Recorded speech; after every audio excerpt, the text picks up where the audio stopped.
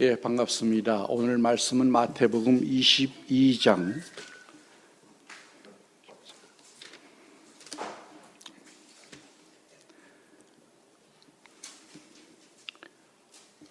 23절부터 33절까지입니다. 한 절씩 교독하시겠습니다. 신약성경 37페이지. 부활이 없다 하는 사두개인들이 그날에 예수께 와서 물어 이르되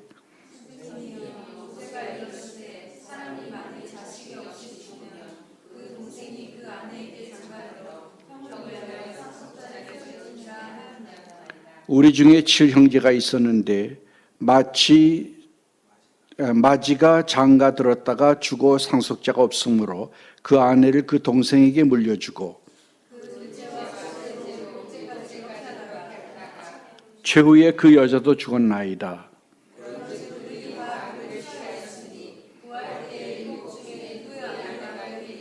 예수께서 대답하여 이르시되 너희가 성경도 하나님의 능력도 알지 못하는 거로 오해하였도다.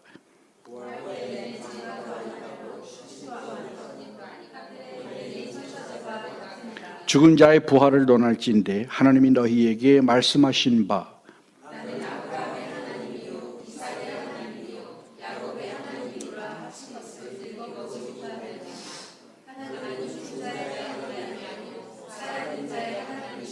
함께 보시겠습니다. 무리가 듣고 그의 가르치심에 놀라더라. 아멘. 예, 먼저 시 한 편을 보겠습니다. 게으르그, 철학과 신학을 한 사람이죠.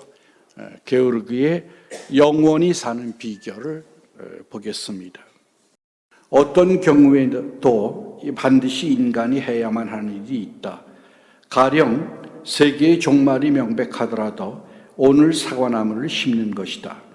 우리 선인들의 미래가 곧 우리의 오늘이다. 그들의 미래가 없었다면 우리의 오늘도 없었을 것이다. 세계는 나만의 것이 아니다. 나무의 뿌리와 줄기와 가지와 잎이 있는 것처럼 이 세상도 사람들의 여러 미래들이 한데 어울려 우리의 오늘을 만들어주는 것이다.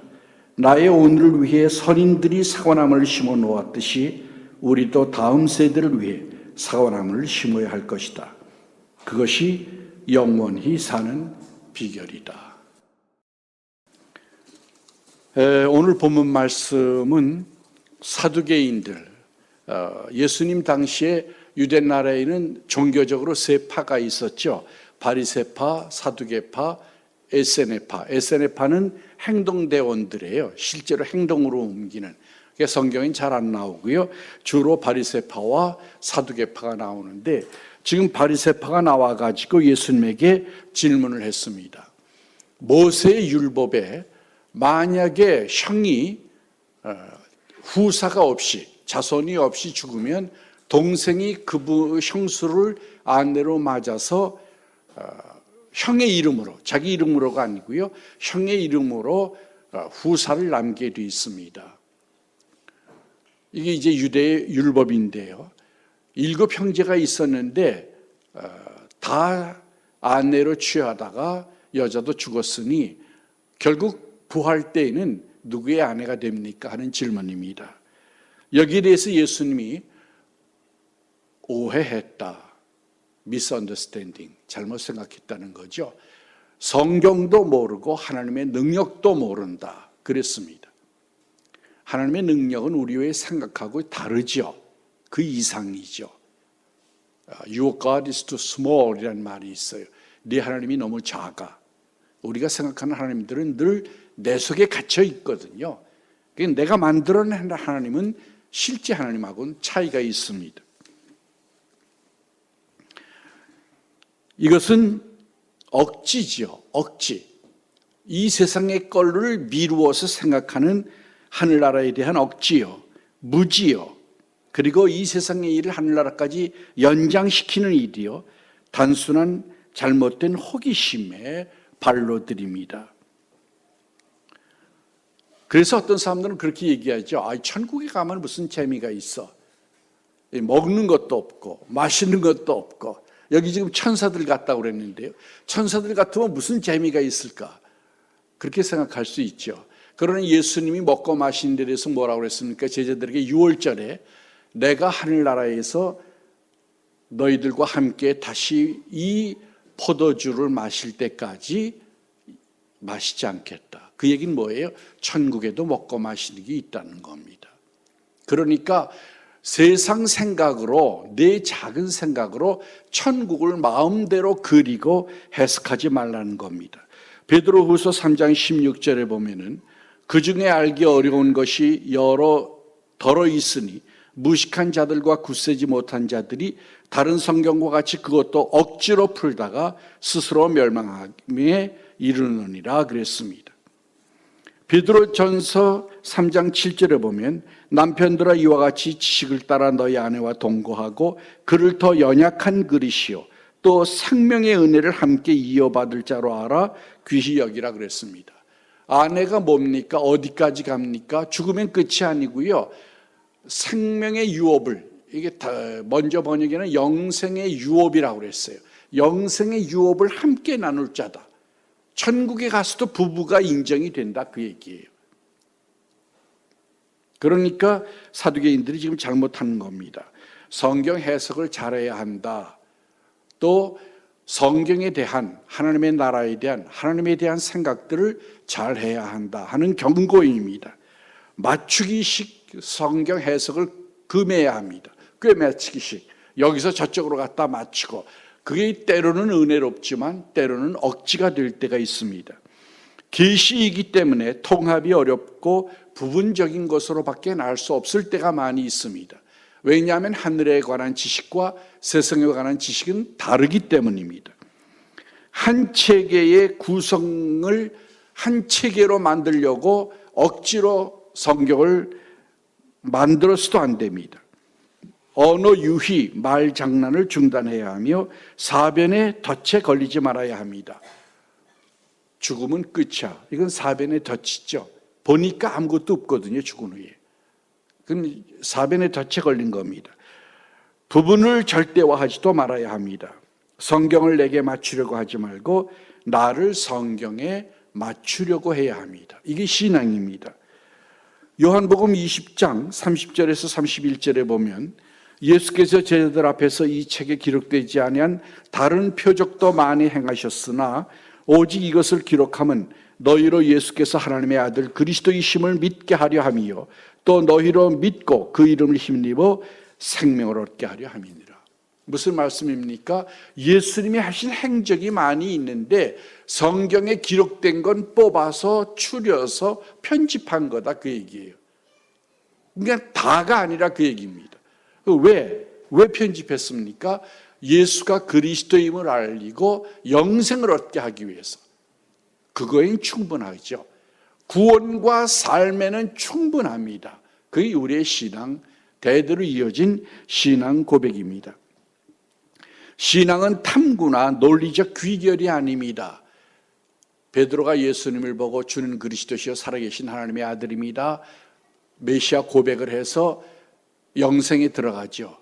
근데 그 고백이 예수님을 다 알아서 고백한 게 아니거든요. 죽을 때 고백한 게 아니고요. 예수님을 만나고 고백한 거예요. 다 몰라도 예수님의 그 놀라우신 면들을 보고 그의 인격에 매료되어서 하나님께로부터 온 메시아입니다. 고백하게 되는 겁니다. 내가 성경을 다 알면 그러면 믿지. 그건 잘못된 얘기라는 겁니다. 논리적 귀결이 아니에요. 탐구해서 되는 것도 아닙니다. 왜냐하면 계시와 은혜로 되는 거기 때문입니다. 증명과 하나님의 존재에 대해서 생각해 보겠습니다. 증명을 하려면요, 자기가 증명하려고 하는 대상보다 더 커야 합니다. 영어로 하면은 God implies man. 하나님이 인간을 함축하십니다. 포괄하십니다. man, 사람이 하나님을 포괄하는 게 아니라 하나님이 사람을 포괄합니다. 다른 영어로 얘기를 하면 그렇기 때문에 사람이 하나님을 증명할 수 없다 그 얘기입니다. 나보다 크시기 때문에 증명할 수 없다는 겁니다. 예를 들어서 코끼리를 조그만 애가 증명하려고 하면 어떻게 해야 되겠어요? 부분밖에 못 보잖아요. 증명이 안 되잖아요. 그건 할 수 없는 거예요. 원래 스트릭 프리프라고 그럽니다. 완전하고 항변을 하지 못할 수 있는 완전한 증명은 논리적으로 불가능하다. 그럽니다. 하나님에 대한 완전 증명은 가능하지 않습니다. 우리는 개연적으로 증명할 뿐입니다. 하나님이 너무너무 크시기 때문에 하나님을 경험한 부분들을 개연적으로 얘기하는 거지 전체적으로는 증명할 수가 없습니다.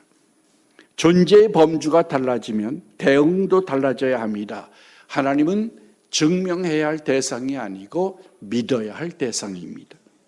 안셀름은 나는 믿기 위해서 이해한다 그랬습니다. 이 말은요, 내가 다 탐구해보고 결론이 나면은 믿겠다가 아니고요, 내가 이해하려면 믿어야 한다 그 얘기예요. 성경을 이해하려면요, 먼저 믿음을 투여해야 합니다. 자식이 부모를 이해할 때요, 뭐가 필요할까요? 평생 걸려도 인간이니까 부모를 이해하지 못하잖아요. 그러나 만약에 믿는다면 부모가 주는 선물도 감사하고 부모가 해주는 어드바이스도 감사하겠죠. 믿지 못하면 어떻게 돼요? 끝까지 내 부모인가 아닌가 그러다 말 수도 있잖아요.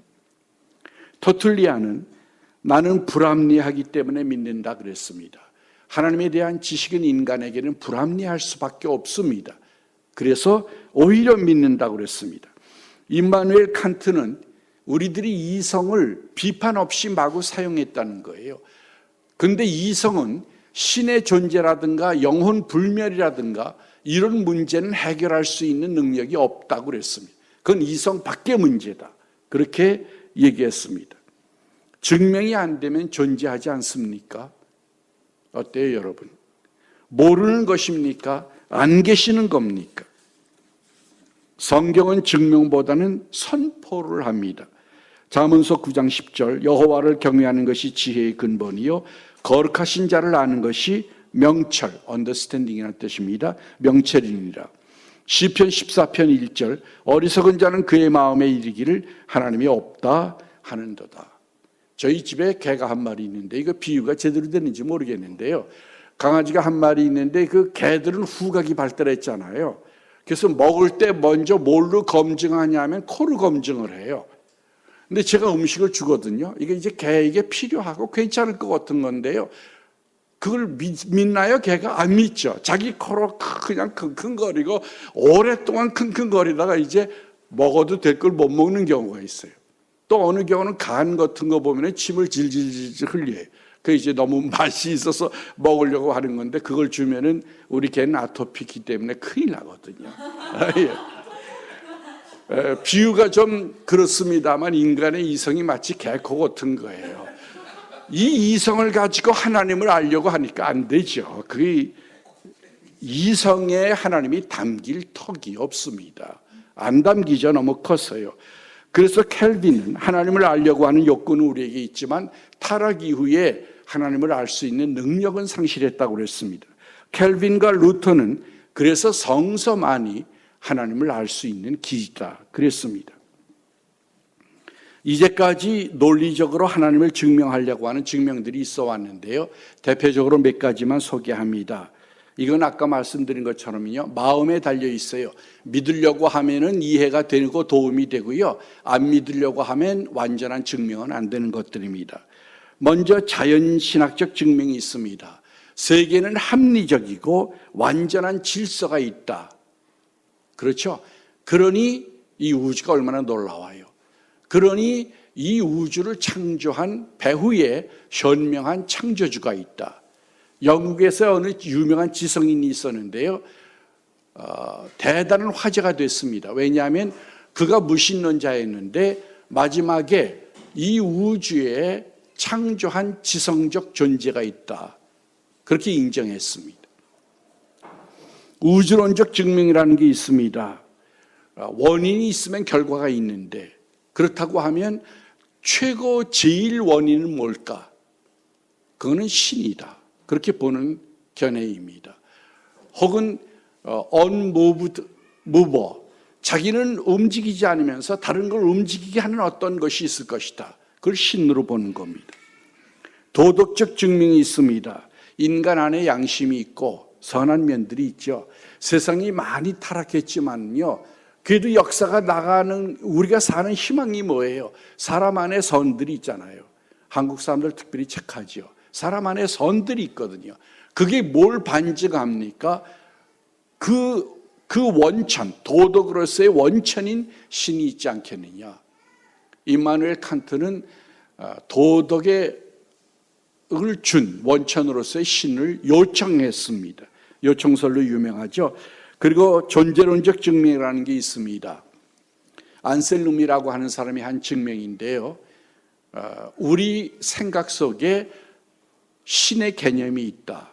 그 사람은 그렇게 표현은 안 했고, 더 이상 위대한 것을 생각할 수 없는 존재, 그렇게 말했습니다. 하나님을요, 더 이상 위대한 것을 생각할 수 없는 존재라고 하는 개념이 우리 머리에 있다.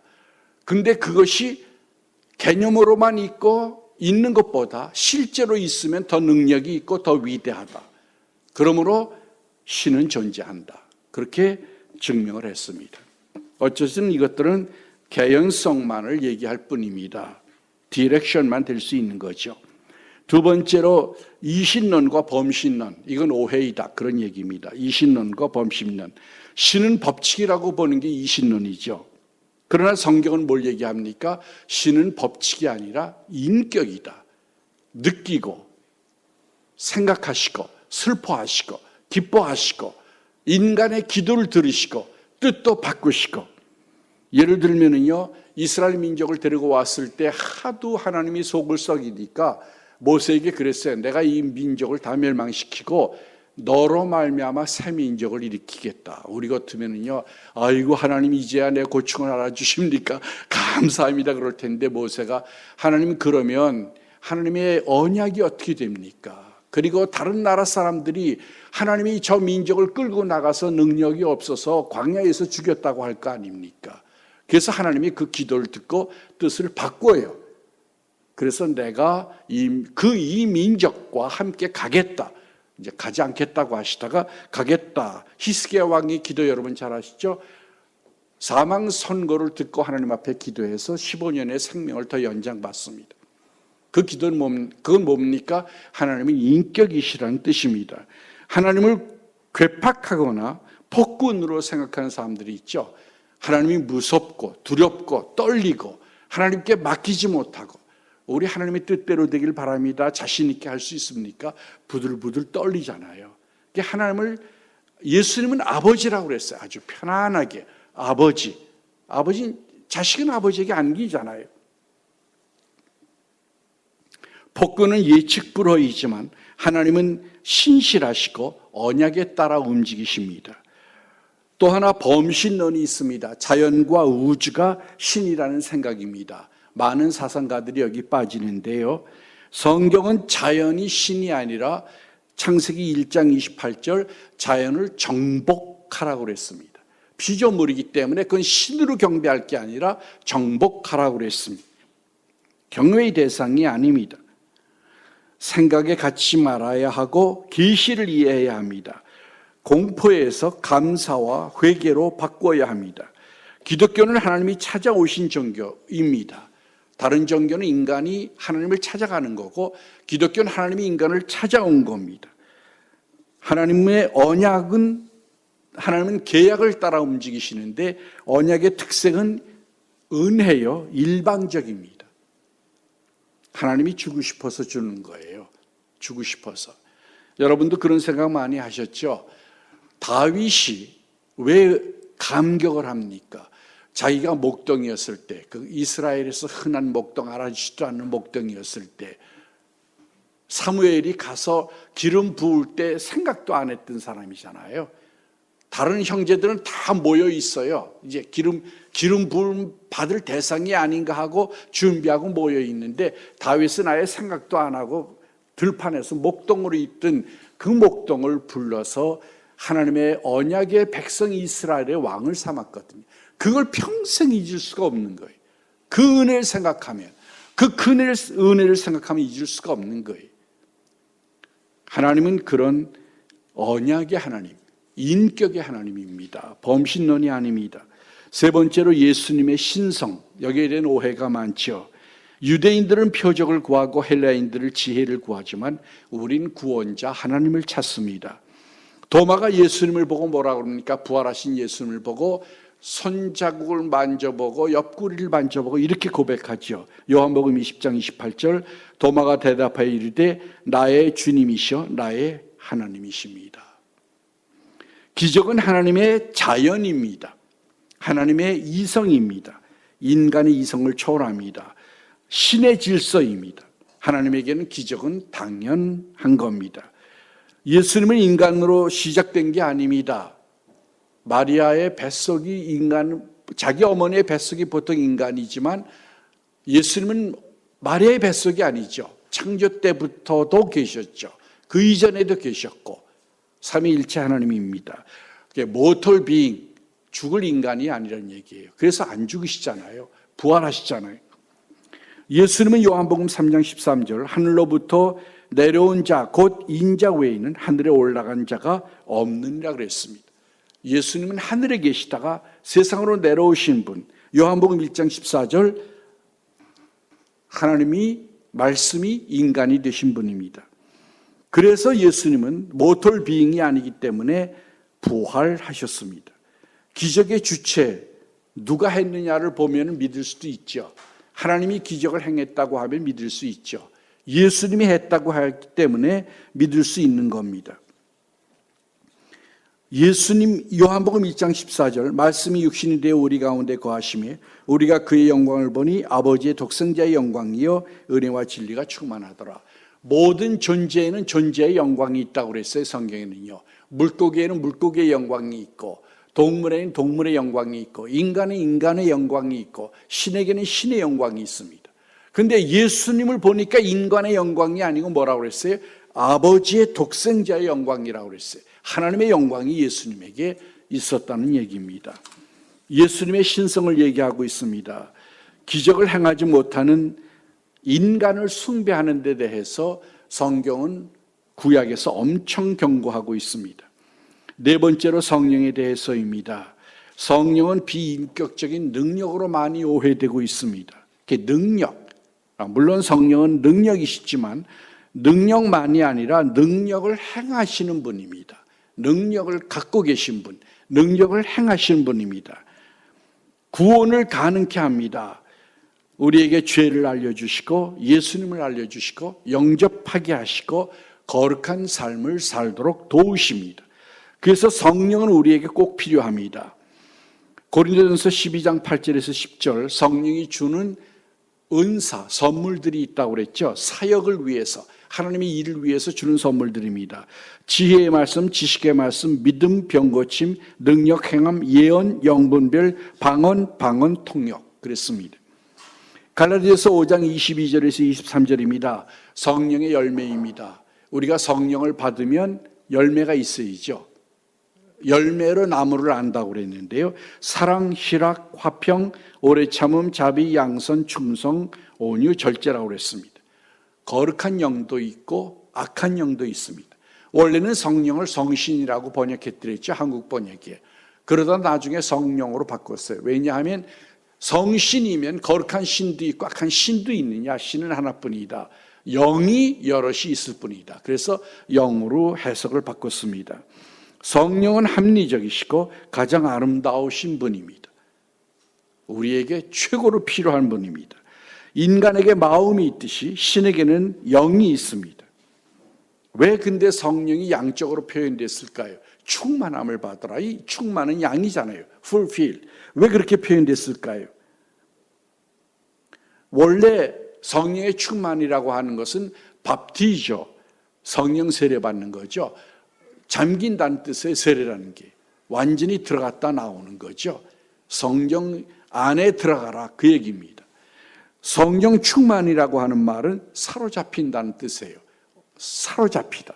그러니까 성령에게 사로잡히고 끌려서 그 성령과 하나가 되는 겁니다. 나의 뜻과 성령의 뜻이 하나. 이게 잠긴다는 게 무슨 뜻이냐 하면 이제 나는 없고 나의 뜻과 성령의 뜻이 하나가 되는 겁니다. 성령은 그래서 꼭 필요한 분입니다.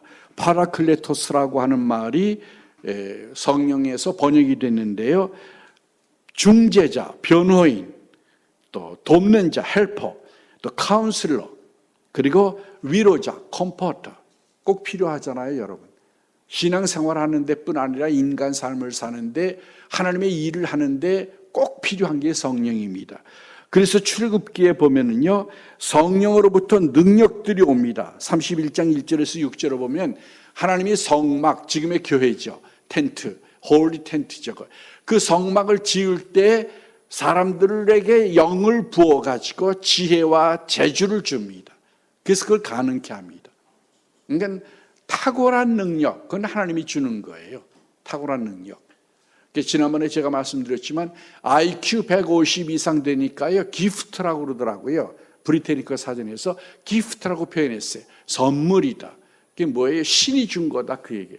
탁월한 능력을 받기 원하면 성령을 모셔야 합니다. 세상을 사는 동안에 기쁘게 해주시는 것이 성령입니다. 누가복음 10장 21절을 보면 그때 예수께서 성령으로 기뻐하사 그랬어요. 성령으로 기뻐하사. 성령이 취해가지고 성령이 감동을 해서 성령으로 기뻐하는 거예요. 내 육으로 기뻐하는 게 아니라요, 성령으로 기뻐하는 겁니다. 성령의 별명이 있죠. 하나님의 영, 성결의 영, 그의 아들의 영, 예수의 영, 아버지의 영, 그리스도의 영, 하나님의 성령, 진리의 영, 보혜사, 은혜의 성령, 생명의 성령, 영광의 영 등입니다. 모두 아름다운 은혜로운 말씀들이죠. 성경의 저자가 성령인 거 여러분 잘 아시죠? 디모데후서 3장 16절 모든 성경은 하나님의 감동으로 된 것으로 그랬죠. 성경을 기록하게 하고 편집한 이가 저자들은 몰랐지만 하나님이 배후에서 그 일을 하신 겁니다. 우리들의 삶에 인생의 기쁨을 주고 말씀이 달게, 신앙생활이 달게 하는 것이 성령의 역사입니다. 기도가 달아지고, 기도가 오래 하면 힘들다고 그러는데요, 성령에 취하는 사람들은 기쁘고 즐거워서 그 기도를 하잖아요. 네 번째, 교회입니다. 교회에 대한 많은 오해들이 있죠. 원래 교회라는 말 여러분 잘 아시죠? 에클레시아라는 말은 부르심, 택함을 받았다, 그런 뜻입니다. 그러니까 부르심을 받은 무리들을 교회라고 부릅니다. 이 교회는 완전한 집합이 아닙니다. 훈련 공동체예요. 훈련 공동체. 성화되어 가는 사명을 가지고 있는 훈련 공동체입니다. 그러니까 고린도 교회 예를 들면은요, 교회 안에 음행도 있었어요. 왜 형편없는 거예요? 형편없어요. 지금 이제 사회에서 교회를 얼마나 공격합니까? 그렇죠? 교회의 위신이 엄청 추락했는데요. 교회는 훈련 공동체로 이해해야 합니다. 하나님이 여기를 떠나셨을까요? 아니죠. 이스라엘 민족이 죄를 범하면 벌을 주죠. 엄청 힘든 벌을 주는데 하나님이 떠나시잖아요. 하나님은 안 떠나거든요. 그게 중요한 겁니다. 교회 밖에는 구원이 없다고 하는 말은 베드로의 고백 위에 세워졌다고 하면 옳은 말씀이고, 교회를 지역적으로 얘기하면 잘못된 말씀입니다. 하나님은 어디에나 역사하시지요. 그러나 신앙 고백이 바로 된 것에 하나님의 교회는 세워집니다. 우리는 justification, 의인이라고 인정받은 사람들이지만 sanctification, 의롭게 돼야 할 과제를 가지고 있는 사람들입니다. 언제나 의롭다는 인정만 가지고 살면 안 됩니다. 실제로 거룩한 길을 가야 합니다. 히브리서 12장 4절에 보면 너희가 죄와 싸우되 아직 피 흘리기까지는 대항하지 아니했다 그랬습니다. 죄와 싸우라고 그랬어요. 어느 정도로 싸우느냐? 피 흘리기까지. 우리가 왜 소금과 빛의 역할을 못합니까? 회개해야죠. 한국교회가 회개를 해야 합니다.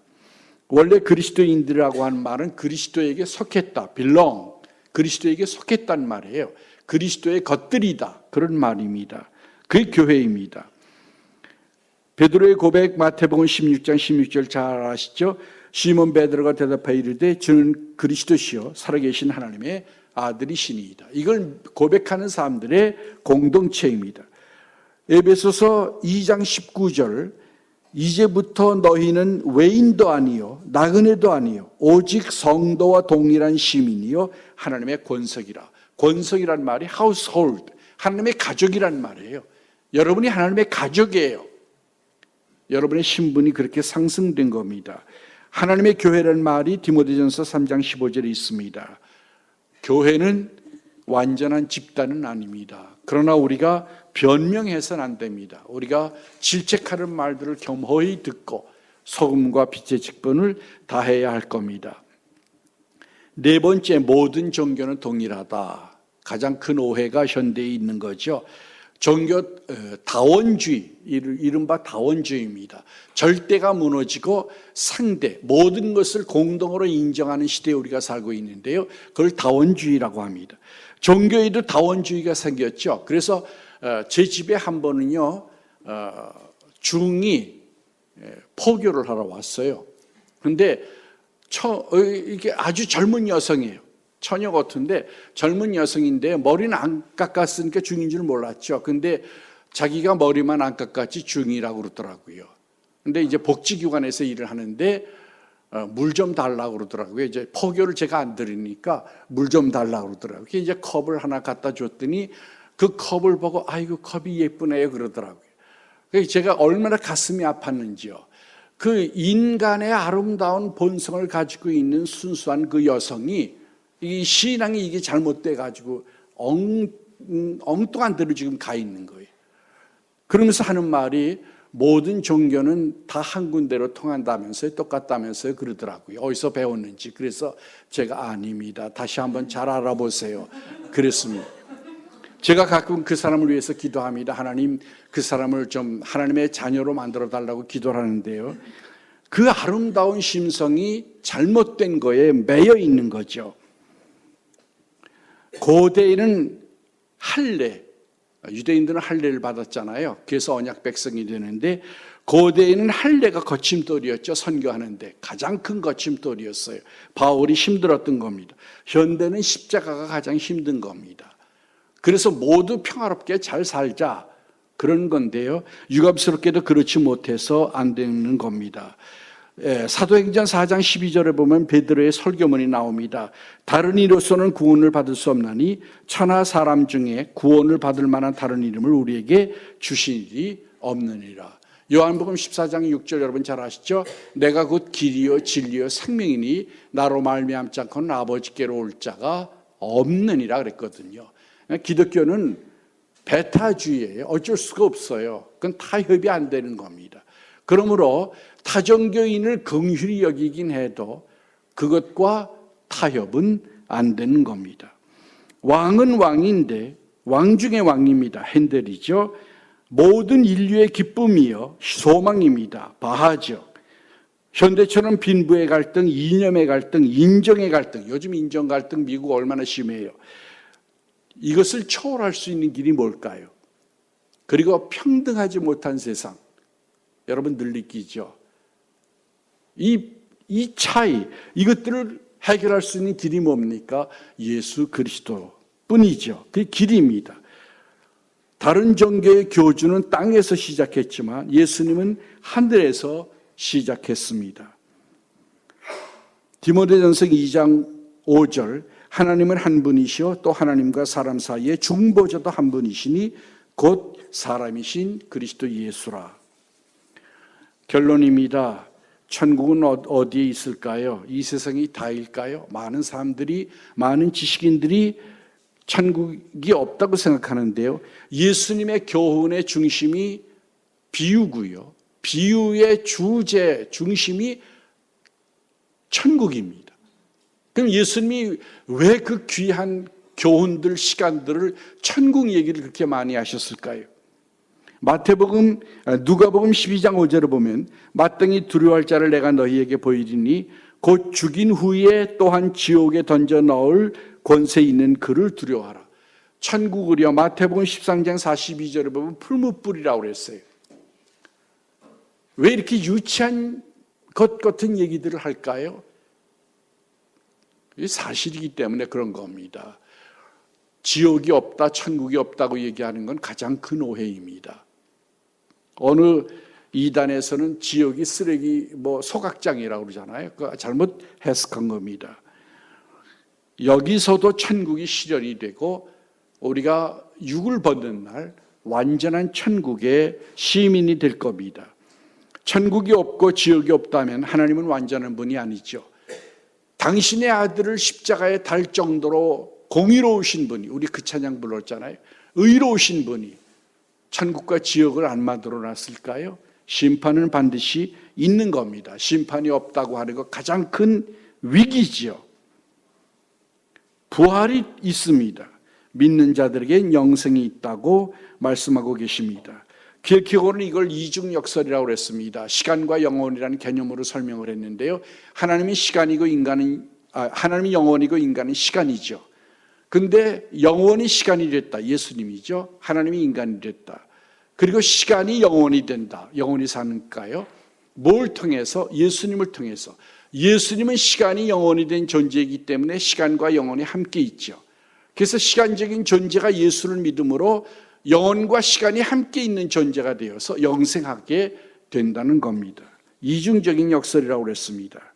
하나님이 없는 삶은 고아와도 같습니다. 왜 많은 사람들이 고아의 길을 자처할까요? 왜 그 고집을 부릴까요? 이스라엘의 최대 죄목 아시죠? 고집입니다. 고집. 교만이 고집이니까요. 하나님 앞에 겸손하고 아버지이신 하나님과 낙을 누리시기 바랍니다. 기도하겠습니다. 사랑의 아버지 하나님 감사합니다. 저희들을 불러주셔서 아버지 하나님의 자녀로 삼으신 것을 감사합니다.